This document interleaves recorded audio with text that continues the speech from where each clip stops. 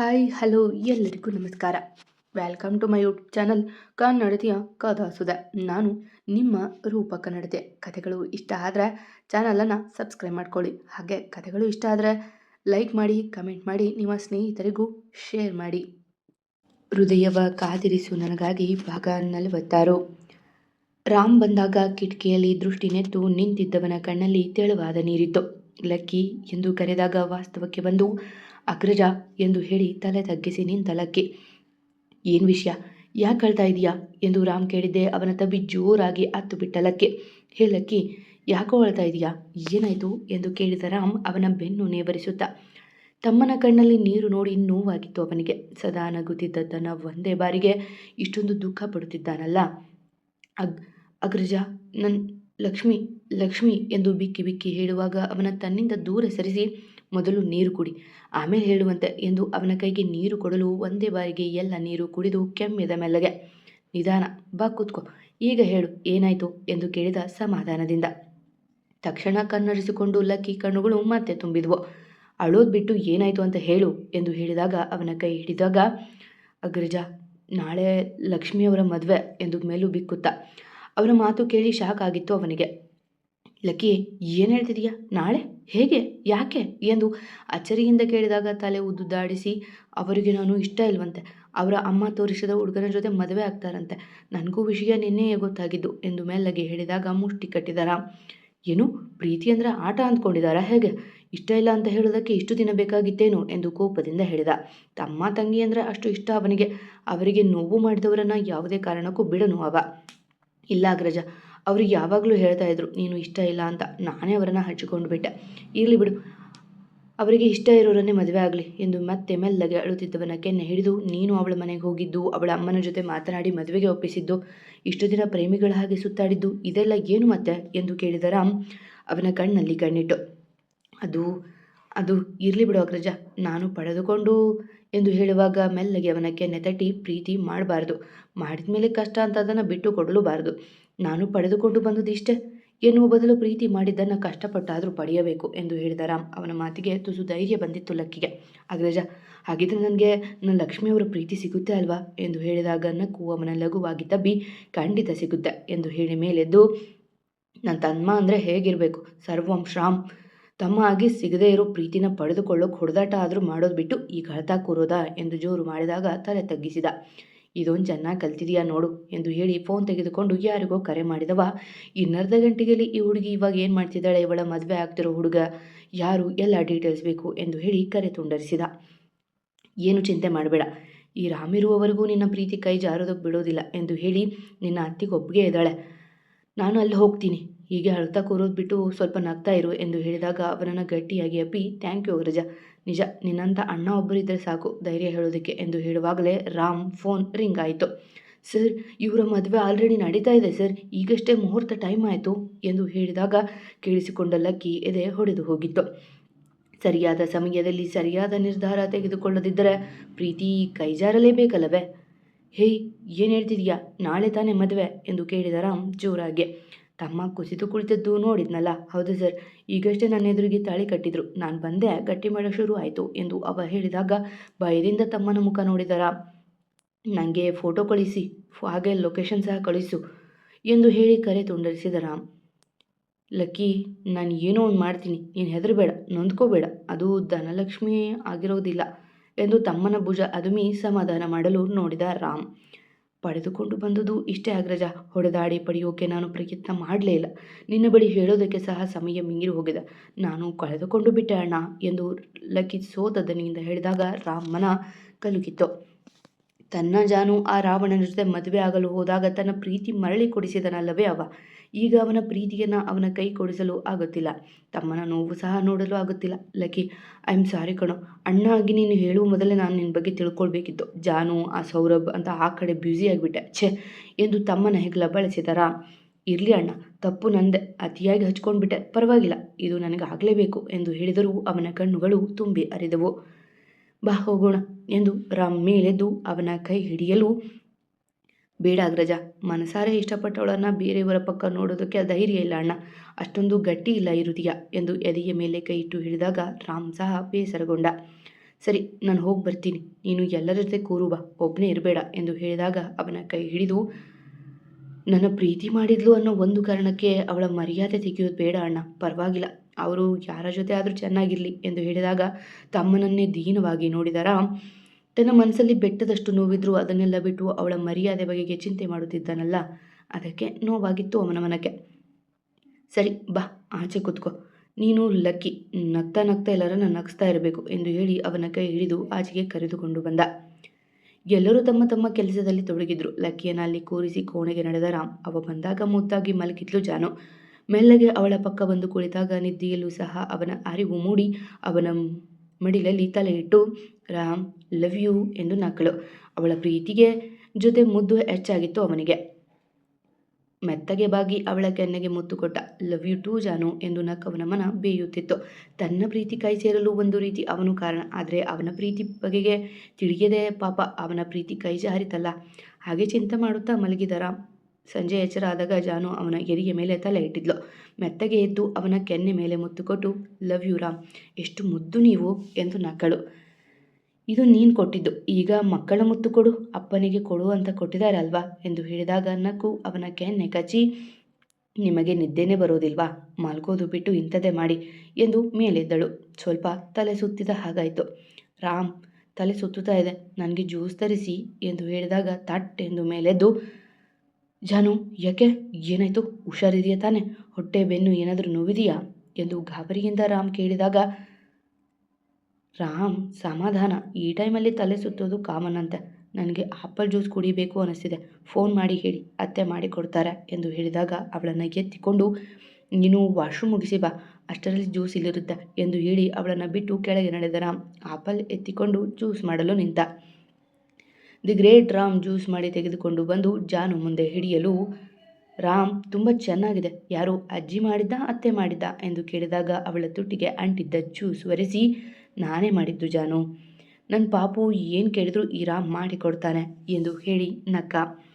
ರಾಮ್, ನಿಮ್ಮನ್ನು ಪಡೆಯೋಕೆ ತುಂಬ ಪುಣ್ಯ ಮಾಡಿದ್ದೆ ಎಂದು ಅವನ ಎದೆಗೆ ಒರಗಿದ್ದವಳು ತಟ್ಟನೆ ದೂರ ಸರಿದು, ಹೌದು, ಲಕ್ಕಿ ಜೊತೆ ಮಾತಾಡೋದಕ್ಕೆ ಹೋಗಿದ್ರಿಲ್ಲವ, ಏನಾಯಿತು, ಏನು ಹೇಳಿದ ಅವನು ಎಂದು ಕೇಳಿದಾಗ ರಾಮ್ ಮುಗ ಚಿಕ್ಕದಾಯಿತು. ಜಾನು, ನೀ ಟೆನ್ಷನ್ ಆಗೋದಿಲ್ಲ ಅಂದರೆ ಹೇಳ್ತೀನಿ ಎಂದು ಕಂಡೀಷನ್ ಹಾಕಿದವ. ಲಕ್ಕಿ ಪ್ರೀತಿ ಮಾಡ್ತಿದ್ದ ಹುಡುಗಿ ಮಹಾಲಕ್ಷ್ಮಿ ಜೊತೆ ಇವತ್ತು ಬೇರೆಯವರ ಮದುವೆ ಆಯಿತು. ಲಕ್ಕಿ ತುಂಬ ಲೇಟ್ ಮಾಡಿಬಿಟ್ಟ ಹೇಳೋದಕ್ಕೆ ಎಂದು ಬೇಸರದಿಂದ ಅವನ ಮಾತಿಗೆ ಅಚ್ಚರಿಯಿಂದ ಅವನ ಮುಗ ನೋಡಿದ್ಲು ಜಾನು. ಹೌದು ಜಾನು, ನನಗೂ ಇವತ್ತೇ ಗೊತ್ತಾಗಿದ್ದು, ಒಂದು ದಿನ ಮುಂಚೆ ಹೇಳಿದ್ರು ನಾನು ಅವನ ಪ್ರೀತಿ ಅವನಿಗೆ ಕೊಡಿಸ್ತಾ ಇದ್ದೆ ಎಂದು ಹೇಳಿದ ಬೇಸರದಿಂದ. ರಾಮ್, ಏನು ಹೇಳ್ತಾ ಇದ್ದೀರಾ, ಮತ್ತೆ ಲಕ್ಕಿ ಎಂದು ಅಚ್ಚರಿಯಿಂದ. ಪ್ರೀತಿಯ ಮೈದುನ ತನ್ನ ಪ್ರೀತಿ ಕಳೆದುಕೊಂಡ ಅಂದರೆ ಪಾಪ ಬೇಸರ ಆಗದೇನೋ ಅವಳಿಗೆ. ಹೌದು, ಏನು ಮಾಡಬೇಕು ಅಂತ ನನಗೂ ತಿಳಿತಾ ಇಲ್ಲ. ಅವನ ಮುಖದಲ್ಲಿ ಬೇಸರ, ಅವನ ಕಣ್ಣಲ್ಲಿ ನೀರು ನೋಡಿ ನನಗೂ ನೋವಾಯಿತು ಎಂದು ಅವಳ ಕೈ ಹಿಡಿದು, ನಾನು ಅಣ್ಣ ಆಗಿ ಅವನ ಪ್ರೀತಿ ಕಡೆ ಸ್ವಲ್ಪ ಗಮನ ಕೊಡಬೇಕಿತ್ತು, ಆದರೆ ನಾನು ನನ್ನದೇ ಆದ ಸಮಸ್ಯೆಯಲ್ಲಿ ಮುಳುಗಿ ಅವನ ಬಗ್ಗೆ ಕಾಳಜಿ ಮಾಡೋದು ಮರೆತು ಬಿಟ್ಟೆ ಎಂದು ನೊಂದುಕೊಂಡು ಹೇಳಿದಾಗ ಅವನನ್ನು ಇನ್ನಷ್ಟು ಗಟ್ಟಿಯಾಗಿ ತಬ್ಬಿ, ರಾಮ್, ಇನ್ನೊಮ್ಮೆ ಕನ್ಫರ್ಮ್ ಮಾಡಿಕೊಳ್ಬೇಕಿತ್ತು, ಮಹಾಲಕ್ಷ್ಮಿ ಹೀಗೆ ಮಾಡ್ತಾರೆ ಅಂತ ನನಗೆ ನಂಬೋದಕ್ಕಾಗ್ತಿಲ್ಲ, ಏನೋ ಮಿಸ್ಅಂಡರ್ಸ್ಟ್ಯಾಂಡಿಂಗ್ ಆಗಿದೆ ಇಲ್ಲಿ ಎಂದು ಒಂದು ಭರವಸೆಯಿಂದ ಹೇಳಿದ್ಲು ಜಾನು. ಇಲ್ಲ ಕಣೋ, ಇಲ್ಲಿ ನೋಡು, ನನಗೆ ಫೋಟೋ ಸಹ ಬಂದಿದೆ ಎಂದು ಫೋಟೋ ತೋರಿಸಿದ. ಅದರಲ್ಲಿ ಇದ್ದದ್ದನ್ನು ತಲೆ ತಗ್ಗಿಸಿ ತಾಳಿಕೊಳ್ಳಿಸುತ್ತಿದ್ದು ನೋಡಿ ಕಣ್ಣು ತುಂಬಿತ್ತು ಅವಳಿಗೆ. ಜಾನು, ಪ್ಲೀಸ್ ಅಳಬೇಡ, ನಾವೆಲ್ಲ ಸೇರಿ ಅವನಿಗೆ ಧೈರ್ಯ ತುಂಬಬೇಕು ಹೊರತು ನಾವೇ ಕುಗ್ಗಿ ಅವನನ್ನು ಇನ್ನೂ ನೋವು ಮಾಡೋದು ಬೇಡ ಎಂದು ಹೇಳಿದಾಗ ಕಣ್ಣುರಿಸಿಕೊಂಡು, ಪ್ರೀತಿ ಸಿಗದೆ ಹೋದರೆ ಜೀವ ಹೋಗುವಂತೆ ನೋವಾಗುತ್ತೆ, ಪಾಪ ಆ ಮಗು ಆ ನೋವು ಹೇಗೆ ತಡ್ಕೊಳ್ಳುತ್ತೋ ಎಂದು ಹೇಳಿದ್ಲು. ಹಾಗೆ ಅವನ ಎದೆಗೆ ಹೊರಗೆ, ಏನೂ ಮಾಡೋಕ್ಕಾಗೋದಿಲ್ಲ ಜಾನು, ಸರಿ ಏಳು ಮೇಲೆ ಕೆಳಗೆ ಹೋಗೋಣ, ಅಲ್ಲೇ ಎಲ್ಲರ ಜೊತೆ ಇದ್ದರೆ ನಿನಗೂ ಲೋನ್ಲಿ ಫೀಲ್ ಆಗೋದಿಲ್ಲ, ಹಾಗೆ ಅವನು ಸಹ ನಿನ್ನ ಜೊತೆ ಮಾತಾಡ್ತಾ ಇರ್ತಾನೆ ಎಂದು ಅವಳ ಕೈ ಹಿಡಿದು ಮೆಲ್ಲಗೆ ಇಳಿಸಿದ. ನೋಡಿ, ಈಗ ಎತ್ತಿಕೊಳ್ಳುವ ಸೀನೆಲ್ಲ ಬೇಡ, ನಾನು ನಡೀತೀನಿ ಎಂದು ಹೇಳುವವಳ ಮಾತು ಪೂರ್ಣ ಆಗುವ ಮೊದಲೇ ಅವಳನ್ನು ಎತ್ತಿಕೊಂಡು, ಈ ರಾಮ್ಗೆ ಆರ್ಡರ್ ಮಾಡಿ ಮಾತ್ರ ಅಭ್ಯಾಸ, ಕೇಳಿಯಲ್ಲ ಬಾಬಾ ಎಂದು ಹೇಳಿ ಅವಳನ್ನು ಮೆತ್ತಗೆ ಕರೆದುಕೊಂಡು ನಡೆದ. ಬನ್ನಿ ಬನ್ನಿ ಜೋಡಿಗಳು, ಆಯ್ತೇನೋ ನಿದ್ದೆ, ಇಷ್ಟೊತ್ತು ನಿದ್ದೆ ಮಾಡಿದ್ರೆ ರಾತ್ರಿ ಜಾಗರಣೆನೆ ಎಂದು ಕಾಡಿದ ಅಭಿ ತಂಗಿ ಭಾವನಾ. ಹೌದೌದು, ನಿನಗೂ ಇನ್ನೇನು ಕೆಲವೇ ದಿನಗಳಲ್ಲಿ ಮದುವೆ ಆಗುತ್ತೋ ಅಲ್ವಾ, ಆಗ ಗೊತ್ತಾಗುತ್ತೆ ನಿನಗೆ ಎಂದು ಅವನ ಪಕ್ಕ ಅಂಟಿಕೊಳ್ಳುತ್ತಾ ಕುಡಿದ್ಲು ಜಾನು. ಅದು ಇನ್ನೂ ಲೇಟ್ ಬಿಡಮ್ಮ, ನಮ್ಮ ಹುಡುಗಿ ಇನ್ನೂ ಚೈಲ್ಡ್, ಅದು ದೊಡ್ಡದಾಗಬೇಕು ಎಂದು ಅಭಿ ಹೇಳಿದ್ದೆ ಅವನ ಕೂದಲಿಡಿದು ರುಬ್ಬುತ್ತಾ. ಹೌದಾ ಹೌದಾ, ಹೋಗೋ ನೀನು, ದೊಡ್ಡವಳಾಗಿ ಬುದ್ಧಿವಂತೆ ಇರೋ ಹುಡುಗಿಯನ್ನೇ ಮದುವೆ ಆಗು, ಇಲ್ಲಿಗೆ ಬಂದಿದೀಯಾ ಎಂದು ಹೇಳುವಾಗ ಎಲ್ಲರೂ ಜೋರು ಜೋರು ನಗಡತೊಡಗಿದ್ರು ಅವರ ಮಂಗನಾಟಕ್ಕೆ. ಹೇ ಬಿಡಮ್ಮ ತಾಯಿ, ತಪ್ಪಾಯಿತು ಎಂದು ಹೇಳಿದಾಗ ಅವನ ಕೆನ್ನೆ ಜೋರಾಗಿ ಕಚ್ಚಿ ಹಾಗೆ ಬಾ ದಾರಿಗೆ ಎಂದು ಹೇಳಿ ನಕ್ಕಳು. ಆದರೆ ಲಕ್ಕಿ ಮಾತ್ರ ಯಾವುದೋ ಲೋಕದಲ್ಲಿ ಇದ್ದ. ಅವನ ಹಾಗೆ ನೋಡಿ ಬೇಸರ ಆದ ಹುಡುಗಿ ರಾಮ್, ಲಕ್ಕಿ ಎಂದು ಗಂಡನ ತೋಳು ಹಿಂಡಿ ಎಚ್ಚರಿಸಿದ್ಲು. ತಕ್ಷಣ ಅವಳ ನೋಡಿದ ರಾಮ್, ಸುಮ್ಮನೆ ಇರು ಜಾನು, ಅವನಿಗೆ ಟೈಮ್ ಬೇಕು ಎಂದು ಹೇಳಿ ನಗುವಾಗ ಅವನ ನೋಡಿ ರಾಮ್, ನಾನು ಊರಿಗೆ ಹೊರಡ್ತೀನಿ ಕಣಪ್ಪ, ವಾರದಲ್ಲಿ ಹಬ್ಬ ಮನೆಯಲ್ಲಿ ಹೇಗೋ ನಡೆಯುತ್ತೆ, ಊರಿನ ಮುಖಂಡ ಆಗಿ ಹೀಗೆ ದೂರ ಬಂದು ಕುಳಿತುಕೊಳ್ಳೋ ಸರಿಯಲ್ಲ ಎಂದು ಹೇಳಿದರು ಮಲ್ಲನಗೌಡರು. ಈಗ ಸಂಜೆ ಆಗಿದೆ ಗೌಡ್ರೆ, ನಾಳೆ ಬೆಳಗ್ಗೆ ಹೊರಡು ಬಂತ್ರಿ. ಹಬ್ಬಕ್ಕೆ ನೀವು ಅಷ್ಟೇ ಅಲ್ಲ, ನಾವೆಲ್ಲ ಬರ್ತಾ ಇದ್ದೀವಿ. ಎಲ್ಲ ಒಂದಾಗಿರೋ ಖುಷಿ ನಿಮ್ಮ ಊರಿನಲ್ಲೇ ಆಚರಿಸೋಣ. ಮಾನಸಿಕ ನೆಮ್ಮದಿ ಅಂತ ನಿಮ್ಮ ಮನೆಗೆ ಬಂದವರು ನಾವು 2 ದಿನ ಸರಿಯಾಗಿರಲಿಲ್ಲ, ಈಗ ಬಂದು ಹಬ್ಬ ಮಾಡೋಣ ಅಂತ ಎಂದು ಹೇಳಿದಾಗ ಅವರಿಗೂ ಖುಷಿಯಾಗಿತ್ತು. ಒಳ್ಳೆಯದು ಕಣಪ್ಪ, ನನ್ನ ತಂಗಿ ಹುಷಾರಾದರೆ ಸಾಕು, ಅದೆಷ್ಟೋ ದಿನ ಆಯಿತು ಅವಳು ನಗುವುದ ನೋಡಿ ಎಂದು ಹೇಳಿದರು ಗೌಡ್ರು. ಹಬ್ಬದ ನೆನಪಲ್ಲಾದರೂ ಅವರ ಮುಖದಲ್ಲಿ ನಗು ಮೂಡಲಿ ಎಂದು ಹೇಳಿದಾಗ ತಲೆ ಆಡಿಸಿದ ರಾಮ್. ನಿಮ್ಮ ಕಡೆ ಯಾವುದಾದ್ರೂ ಹುಡುಗಿ ಇದ್ದರೆ ಹೇಳಿ ಗೌಡ್ರೆ ಎಂದು ಅವರ ನೋಡಿ. ಅವನ ಮಾತಿಗೆ ಎಲ್ಲರೂ ಅವನನ್ನೇ ನೋಡಿದ್ರು. ಒಳ್ಳೆಯ ಸುಸಂಸ್ಕೃತ ಹುಡುಗಿ ಆದರೆ ಸಾಕು, ಹಳ್ಳಿಯಿಂದ ಬಂದ ಹುಡುಗಿ ಆದರೆ ನಮ್ಮ ತುಂಬು ಕುಟುಂಬದಲ್ಲಿ ಹೊಂದ್ಕೊಂಡು ಹೋಗ್ತಾಳೆ, ನಮ್ಮ ಜಾನು ಥರ ಎಂದು ಮಡದಿಯ ಬೆಳೆಸಿದ. ಅವನ ಮಾತು ಯಾರಿಗೆ ಎಂದು ಅರ್ಥ ಆಗಿದ್ದೆ ಎಲ್ಲ ಲಕ್ಕಿ ಮುಖ ನೋಡಿದ್ರು. ಅಗ್ರಜ, ಯಾರ ಮದುವೆ ಇವಾಗ ಎಂದ ಲಕ್ಕಿ ನೀರಸವಾಗಿ. ಇನ್ಯಾರದೋ, ನಿನ್ನದೇ. ಪ್ರಿನ್ಸಸ್ ಓದು ಮುಗಿಯೋಕೆ ಹೇಗಿದ್ರು ವರ್ಷ ಬೇಕು, ಅದಕ್ಕೆ ಮೊದಲು ನಿನ್ನದೇ ಮದುವೆ ಮಾಡೋಣ ಅಂತ ಎಂದು ರಾಮ್ ಹೇಳಿದಾಗ ತಲೆ ಎತ್ತಿ ಅವನ ನೋಡಿ, ಇಲ್ಲ ಅಗ್ರಜ, ನನಗೆ ಮದುವೆ ಬೇಡ, ಈಗ ನಾನು ಮದುವೆ ಆಗುವ ಸ್ಥಿತಿಯಲ್ಲಿಲ್ಲ ಎಂದು ಹೇಳಿದ ಲಕ್ಕಿ ಸತ್ವವೇ ಇಲ್ಲದ ದನಿಯಲ್ಲಿ. ಯಾಕೆ, ನಿನಗೆ ಏನಾಗಿದೆ, ಯಾವ ಸ್ಥಿತಿಯಲ್ಲಿದೆಯಾ ಎಂದು ಕೇಳಿದ ರಾಮ್ ಗಂಭೀರವಾಗಿ. ನಾನು 2 ವರ್ಷ ಫ್ರಾನ್ಸ್ಗೆ ಹೋಗಿ ಬರ್ತೀನಿ ಅಣ್ಣ, ಇದಕ್ಕೆ ಯಾರೂ ಬೇಡ ಅನ್ನುವ ಹಾಗಿಲ್ಲ, ನನಗೆ ನೆಮ್ಮದಿ ಬೇಕು, ಸ್ವಲ್ಪ ದಿನ ಅಲ್ಲಿ ಕೆಲಸ ಮಾಡಿ ವಾಪಸ್ ಬರ್ತೀನಿ ಎಂದು ಹೇಳಿದಾಗ ಎಲ್ಲರ ಮುಖ ಆಶ್ಚರ್ಯದಿಂದ ಕೂಡಿತು.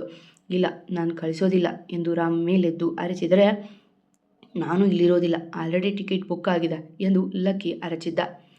ಅವನ ಮಾತಿಗೆ ಎಲ್ಲರೂ ಅಚ್ಚರಿಯಾಗಿತ್ತು. ತಕ್ಷಣ ಲಕ್ಕಿ ಕೊರಳ ಪಟ್ಟಿ ಹಿಡಿದ ರಾಮ್, ನನ್ನ ಮಾತು ಧಿಕ್ಕರಿಸಿದ್ರೆ ನನಗೆ ಇಷ್ಟ ಆಗೋದಿಲ್ಲ ಲಕ್ಕಿ, ನಾನು ಹೇಳೋದು ಕೇಳಬೇಕಷ್ಟೆ, ನೀನು ಎಲ್ಲಿಗೂ ಹೋಗ್ತಿಲ್ಲ, ಹೋಗೋದು ಇಲ್ಲ, ನಾನು ಹೇಳಿದ ಮೇಲೆ ಮುಗೀತು ಎಂದು ಗಡುಸಾಗಿ ಹೇಳಿದ ರಾಮ್. ಮಾತಿನಲ್ಲಿ ಕೋಪ ಎದ್ದು ಕಾಣುತ್ತಿತ್ತು. ಅಗ್ರಜ, ಪ್ರತಿ ಬಾರಿ ನಿನ್ನ ಮಾತು ಕೇಳಿದ್ದೀನಿ, ಇಷ್ಟು ವರ್ಷ ನೀನು ಹೇಳಿದ ಮಾತು ಮೀರದೇ ಇದ್ದೀನಿ, ಇದೊಂದು ವಿಷಯದಲ್ಲಿ ನನ್ನ ತಡೆಯಬೇಡ ನೀನು, ನಾನು ಹೋಗಿಯೇ ತೀರ್ತೀನಿ ಎಂದು ಲಕ್ಕಿ ಸಹ ಅಂಜದೆ ಹೇಳಿದ. ಲಕ್ಕಿ ಎಂದು ಅರಚಿದ ರಾಮ್ ಇನ್ನೇನು ಅವನ ಕೆನ್ನೆಗೆ ಬೀಸಿ ಹೊಡಿಬೇಕು. ಅವನ ಕೈ ಹಿಡಿದಳು ಜಾನು. ಬೇಡ ರಾಮ್, ಅವನು ದೊಡ್ಡವನಾಗಿದ್ದಾನೆ, ಇಷ್ಟು ದಿನ ಪ್ರೀತಿ ಕೊಟ್ಟ ಮನೆಯವರಿಗಿಂತ, ಅಣ್ಣ ಅತ್ತಿಗೆ ಅಣ್ಣನ ಮಕ್ಕಳಿಗಿಂತ ಅವನಿಗೆ ಕೈ ಕೊಟ್ಟ ಹುಡುಗಿಯೇ ಹೆಚ್ಚಾಗ್ಬಿಟ್ಲು. ಏನು ಮಾಡೋದು, ಅವಳು ಇವನನ್ನು ಬಿಟ್ಟು ಹೋದ್ಲು ಅಂತ ಇವನು ನಮ್ಮನ್ನು ಬಿಟ್ಟು ಹೋಗ್ತಿದ್ದಾನೆ. ನೀವು ಸುಮ್ಮನೆ ಕಿರ್ಚಾಡಿ ಬೈದು ಆಯಾಸ ಮಾಡ್ಕೋಬೇಡಿ ರಾಮ್ ಎಂದು ಹೇಳಿ ರಾಮ್ ಕೈ ಹಿಡಿದು, ನಿಮಗೆ ಮೊದಲೇ ಆರೋಗ್ಯ ಸರಿಯಿಲ್ಲ, ತುಂಬ ಸ್ಟ್ರೆಸ್ ಮಾಡ್ಕೋಬೇಡಿ ಎಂದು ಹೇಳಿದಾಗ ಸುಮ್ಮನೆ ಕೈ ಇಳಿಸಿದ ರಾಮ್. ಅಣ್ಣ, ರಾಮ್ ಅವರಿಗೆ ಹಾರ್ಟ್ ವೀಕ್ ಆಗಿರೋದು ಯಾರಿಗೂ ಗೊತ್ತಿಲ್ಲ, ಅವರು ಅದೆಷ್ಟು ಮನಸ್ಸಿಗೆ ಹಚ್ಚಿಕೊಂಡು ನೊಂದು ಹಾಸ್ಪಿಟಲ್ ಸೇರಿದ್ರು, ಈಗ ಇವನು ಹಾಗೆ ಮಾಡ್ತಿದ್ದಾನೆ ಬಿಡಿ, ಯಾರಿಗೆ ಏನು ಹೇಳಿ ಏನು ಪ್ರಯೋಜನ ಎಂದು ಹೇಳಿದ ಜಾನು ನೋಡಿ ಎಲ್ಲರಿಗೂ ಮತ್ತೊಂದು ಅಚ್ಚರಿ. ಏನು ಹೇಳ್ತಾ ಇದ್ದಾರೆ ಅತ್ತಿಗೆ?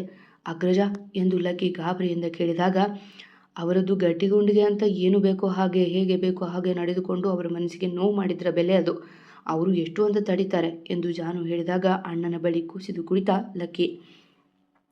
ಇಲ್ಲ ಅಣ್ಣ, ನೀನು ಬಿಟ್ಟು ಎಲ್ಲಿ ಹೋಗೋದಿಲ್ಲ, ಐ ಆಮ್ ಸಾರಿ ಎಂದು ಅವನ ಕಾಲು ಹಿಡಿಯಲು ಹೋದಾಗ ತಮ್ಮನ ಭುಜ ಬೆಳೆಸಿ ಮೇಲೆತ್ತಿಕೊಂಡು, ನಿನ್ನ ಸ್ಥಾನ ಅಲ್ಲೆಲ್ಲ ಕಣೋ, ಇಲ್ಲಿ ಎಂದು ತಮ್ಮನ ಕೆನ್ನೆಗೆ ಮುತ್ತು ಕೊಟ್ಟು, ಐ ಆಮ್ ಸಾರಿ ಕಣೋ, ನಿನ್ನ ಪ್ರೀತಿ ಕೊಡಿಸೋದಕ್ಕೆ ಆಗಲಿಲ್ಲ, ಆದರೆ ನಾನು ಅಣ್ಣ ಆಗಿ ನಿನಗೆ ದಿ ಬೆಸ್ಟನ್ನೇ ಕೊಡೋದು ಎಂದು ಹೇಳಿದಾಗ ರಾಮನ ಮಾತಿನ ಬಳ ಅರ್ಥ ಯಾರಿಗೂ ತಿಳಿಯಲೇ ಇಲ್ಲ. ಸರಿ ಅಣ್ಣ, ನೀನು ಖುಷಿಯಾಗಿದ್ದರೆ ನಮಗೆ ಅಷ್ಟೇ ಸಾಕು, ನಿನ್ನ ಖುಷಿ ಏನಿದೆಯೋ ಅದೇ ನಮಗೂ ಖುಷಿ ಎಂದು ಹೇಳಿ ಒಂದು ಹೆಜ್ಜೆ ಹಿಂದೆ ಸರಿದ ಲಕ್ಕಿ, ನೀವು ಯಾರನ್ನ ಹೇಳ್ತೀರೋ ಅವರನ್ನು ನಾನು ಮದುವೆ ಆಗ್ತೀನಿ ಅಗ್ರಜ, ಹುಡುಗಿಯನ್ನು ನನ್ನ ಎದುರು ತಂದು ನಿಲ್ಲಿಸಿ ತಾಳಿ ಕಟ್ಟು ಅಂದರೆ ಕಟ್ಟಿಬಿಡ್ತೀನಿ ಎಂದು ಹೇಳಿದಾಗ ಕ್ಷಣ ಸುಮ್ಮನಾದ ರಾಮ್. ಯಾಕೆ ಅಗ್ರಜ, ನನ್ನ ಮೇಲೆ ಅನುಮಾನನ? ನಾನು ನಿನಗೆ ಮಾತು ಕೊಡ್ತೀನಿ ಅಗ್ರಜ ಎಂದು ಅವನ ಕೈ ತೆಗೆದು ರಾಮ್ ತಲೆಯ ಮೇಲೆ ಕೈ ಇಟ್ಟು, ನಾನು ಮಹಾಲಕ್ಷ್ಮಿ ಅವರನ್ನು ಮರಿತೀನಿ, ಅವರ ಮರೆತು ಮುಂದೆ ಸಾಕ್ತೀನಿ ಎಂದು ಹೇಳಿದಾಗ ಖುಷಿಯಿಂದ ಅವನ ತಬ್ಬಿ, ಥ್ಯಾಂಕ್ ಯು ಕಣೋ ಲಕ್ಕಿ, ನಿನ್ನ ನಿರ್ಧಾರ ಬದಲಿಸಿದ ಅಲ್ವಾ, ಅಷ್ಟು ಸಾಕು ಎಂದು ಹೇಳಿದವನ ಮನಸ್ಸಲ್ಲಿ ಬೇರೇನೋ ಓಡುತ್ತಿತ್ತು.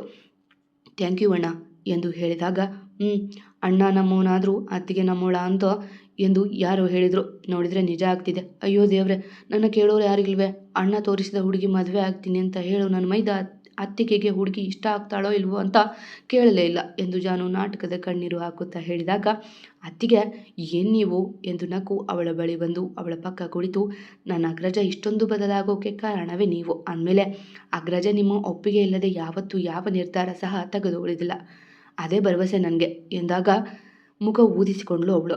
ಬೇಕಾಗಿಲ್ಲ, ಮಾಡೋದೆಲ್ಲ ಮಾಡಿ ಈಗ ನೈಸ್ ಮಾಡೋದಕ್ಕೆ ಬಂದಿದೀಯಾ, ಹೋಗೋ, ಮಾತಾಡಿಸ್ಬೇಡ ಎಂದಾಗ ಅವಳ ಮಡಿಲಲ್ಲಿ ಮಲಗಿ, ನನ್ನ ಮುದ್ದು ಅತ್ತಿಗೆ ನೀವು, ಈ ಸೀತೆಯ ಮೊದಲ ಮಗ ಈ ಲಕ್ಷ್ಮಣ ಎಂದಾಗ ಅವಳ ಕೋಪ ಕರಗಿ ಹೋಗಿತ್ತು. ಈ ರೀತಿ ಮಾತಾಡಿ ಕೋಪ ಕರಗಿಸಿ ಬಿಡ್ತೀರಾ, ಅಣ್ಣ ತಮ್ಮ ಇಬ್ಬರು ಇಂತಹ ಕೆಲಸದಲ್ಲಿ ನಿಪುಣರು ಎಂದು ನಕ್ಕು, ನನಗೆ 2 ಅಲ್ಲ 20 ಮಕ್ಕಳಾದರೂ ನೀನ ಕಣೋ ನನ್ನ ಮೊದಲ ಮಗು, ಆದರೆ ನನ್ನ ಸೊಸೆ ಹೇಗಿರ್ತಾಳೆ ಅಂತ ಎಂದು ನಕ್ಕ ಜಾನು ನೋಡಿ ಎಲ್ಲ ಖುಷಿಪಟ್ಟರು. ಅತ್ತಿಗೆ ಮೈದುನರ ಪ್ರೀತಿ ಎಲ್ಲರ ತುಗುಡ ಮರೆಸಿತ್ತು. ಅವರು ಹೇಗಾದರೂ ಇರಲಿ, ಆದರೆ ಮೊದಲು ನನ್ನ ಮಕ್ಕಳು ಆಚೆ ಬರಲಿ, ಅಲ್ಲಿವರೆಗೂ ಮದುವೆ ಆಗೋದಿಲ್ಲ ಎಂದು ಅವಳ ಒಡಲ ಮೇಲೆ ಕೈ ಇಟ್ಟು, ಮಗಳೇ ಬೇಗ ಬಂದು ಬಿಡಿ ಆಯಿತಾ, ನಿಮ್ಮ ಚಿಕ್ಕು ನಿಮಗೆ ಕಾಯ್ತಾ ಇದ್ದಾನೆ ಎಂದು ಹೇಳಿದಾಗ ಅವನ ನೋಡಿ ಸಮಾಧಾನಗೊಂಡ ರಾಮ್ ಮಾತ್ರ ಬೇರೆ ಏನನ್ನೂ ಯೋಚಿಸುತ್ತಿದ್ದ. ಎದೆ ಮೇಲೆ ಕೈ ಇಟ್ಟು ಕೆಲ ಕ್ಷಣ ಇನ್ನೇನು ಯೋಚಿಸಿ ವ್ಯಂಗ್ಯ ನಗು ಬೀರಿದ ಅವನ ಮನಸ್ಸಲ್ಲಿ ಓಡುತ್ತಿರುವ ವಿಷಯ ಯಾರ ಅರಿವಿಗೂ ಬಾರದು, ಯಾವ ಊಹೆಗೂ ಬಾರದು. ಅವ ಮಾಡುವ ಕೆಲಸ ಅವನಿಗಷ್ಟೇ ಗೊತ್ತು. ಮತ್ತೆ ಸಿಗುವ. ಕ್ಷಮಿಸಿ, ಕೆಲವು ಕಡೆ ಮಹಾಲಕ್ಷ್ಮಿ ಹೋಗಿ ಧನಲಕ್ಷ್ಮಿ ಆಗಿದೆ, ತಪ್ಪಾಗಿದೆ, ಕ್ಷಮಿಸಿ. ಕತೆ ಇಷ್ಟ ಆದರೆ ಕಮೆಂಟ್ ಮಾಡಿ, ಜಾಸ್ತಿ ಇಷ್ಟ ಆದರೆ ಸಬ್ಸ್ಕ್ರೈಬ್ ಮಾಡ್ಕೊಳ್ಳಿ. ಎಂದಿನಂತೆ ನಿಮ್ಮ ಪ್ರೀತಿ ಕಮೆಂಟ್ ಪ್ರೋತ್ಸಾಹದ ನಿರೀಕ್ಷೆಯಲ್ಲಿ ನಾನು ನಿಮ್ಮ ರೂಪಕ ನಡತೆ. ಪ್ರೀತಿಯಿಂದ ಕತೆ ಕೇಳಿ ಪ್ರೋತ್ಸಾಹ ಕೊಡೋ ಪ್ರತಿಯೊಬ್ಬರಿಗೂ ನನ್ನ ತುಂಬು ಹೃದಯದ ಧನ್ಯವಾದಗಳು. ನಿಮ್ಮ ಪ್ರೀತಿ ಮತ್ತು ಪ್ರೋತ್ಸಾಹ ಸದಾ ಯಾವಾಗಲೂ ನನ್ನ ಮೇಲೆ ಹೀಗೆ ಇರಲಿ.